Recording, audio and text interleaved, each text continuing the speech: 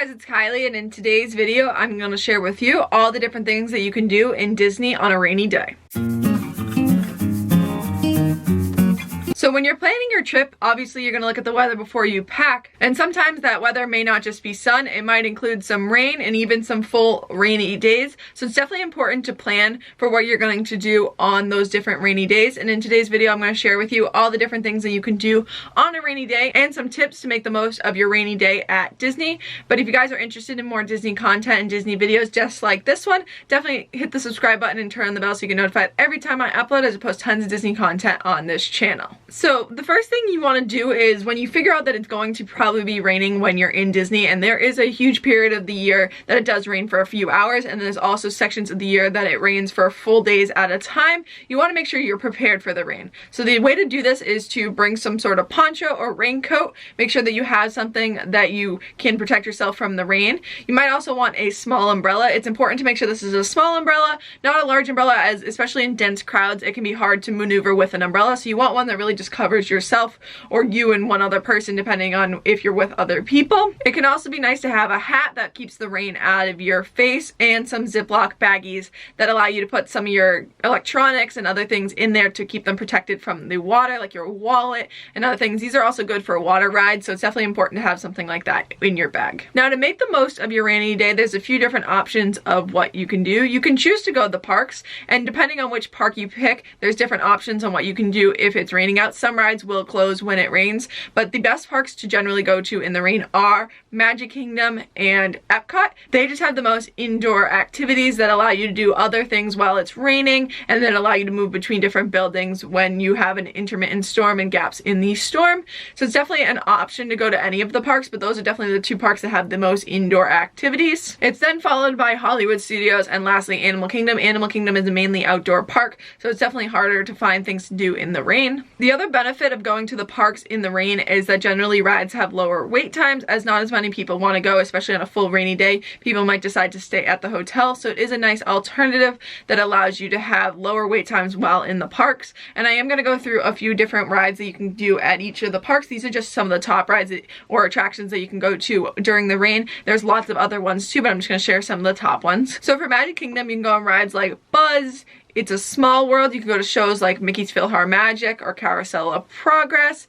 It's important to stay inside, so those are awesome, especially Carousel of Progress and Mickey's PhilharMagic and something like Hall of Presidents. It takes a little bit of time to go through it, so that does allow some of the torrential downpours to pass and you'd maybe go out in more of a sprinkle. When you're at Epcot, you do have a few different shows you could go to. There's shows in Canada, France, China. You could go to one of those. You could also go to the Land Pavilion, which allows you to have food, go on Soarin' and Living with the Land. So there's lots of different options while all being in the same building. In Hollywood Studios, you do have a decent amount of indoor rides and shows. You go to something like the Frozen Sing-Along. You can go on Mickey and Minnie's Runaway Railway, Smuggler's Run. Some of those rides are indoors. The only problem you have is most of the rides aren't all together. You have to walk between the rides, and some of their queues right now even stretch outside. So you just have to be aware that you might not be inside for the whole time. And then finally, Animal Kingdom. You do have some awesome shows like Festival of the Lion King, Nemo, Stuff to Be a Bug. So there is some awesome shows and also some rides you can go on like Dinosaur,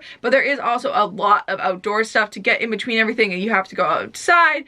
The safari's outside, all the animal treks are outside, so it's definitely important that that is a very outside park. Magic Kingdom does also offer a rainy day cavalcade, so if you're there on a day it rains, in replace of what's currently the cavalcades, and at other times it was the parades, they do offer a rainy day cavalcade, so it allows you to still see some sort of parade while it's raining out, as many of the parade floats can't go in the rain. This still allows you to see some different characters and have a little fun parade during the rainstorm, so they all dress up in their rain gear and you get to see some different characters in different floats for a rainy day cavalcade. These are just floats that are specifically okay with going through the rain and the wet ground. Another option you do have is resort hopping. So this is especially helpful on like the monorail resorts, because you can go to multiple resorts without even going outside. You can go to different restaurants at these resorts, check out the different shops, different sites. There's lots of things going on at these different resorts that you can see. I do love going and checking out all the different resorts. You can also go to different resorts like the beach club, the boardwalk. You can just check out all the different resorts, shops, and dining. So many of the resorts have awesome dining and awesome shops, and some of them have even activities. I know Animal Kingdom Lodge has some different activities, so definitely look online and figure out which resort you want to go to. But there's lots of resorts you can go to, so if you decide not to go to the parks on your rainy day, check out some of the other resorts. You could Uber between them, or on like the monorail ones, you could just take the monorail around. The Epcot ones, you could just walk around in between gaps in these storms. So I would definitely recommend going to some of the different resorts. It's a super awesome way to experience more of Disney and see other parts of the property that you may not see if you strictly only go to the parks. And a third option you do have is if the rainstorm that's coming has no lightning involved, you can either go to the resort you're staying at's pool or even the water parks. I know they're not currently open, but once the water parks do open up, you do have the option of going to those or even your resort's pool. This is an awesome way if there's no lightning to be able to stay in the water. Like, you're gonna get wet anyways from the rain. You might as well be in the pool and in your bathing suit. It's definitely a quieter day at the water parks and pools because people think you're crazy going out in the rain, but why not? I will say Disney will close them down if there's any chance of lightning, but they'll let you know if lightning's in the area and they will close down. But it's nice if there's just a general rainstorm and no lightning, you are able to go into the pools. You're already wet anyway, so it's super fun. You can have a nice relaxing pool day. There won't be a ton of people at the pool, and once the water parks do open up, you will have the opportunity to go to the water parks with less crowds, as many people won't want to go when it's raining out. I think a big takeaway of this is just be prepared if it's going to rain on your Disney trip. Understand that you may not be able to do the exact plans that you had in place, but you want to be able to adjust and add different things. There is some awesome things that you can do in the rain that you might have not been able to do anyways, so it's fun to just adjust and go with the flow and see what the rain brings. Sometimes the rain does last the whole day, and other times it's just a passing shower, so I wouldn't say just leave the park the second it starts raining. It might just be a passing shower, or just make the most of it.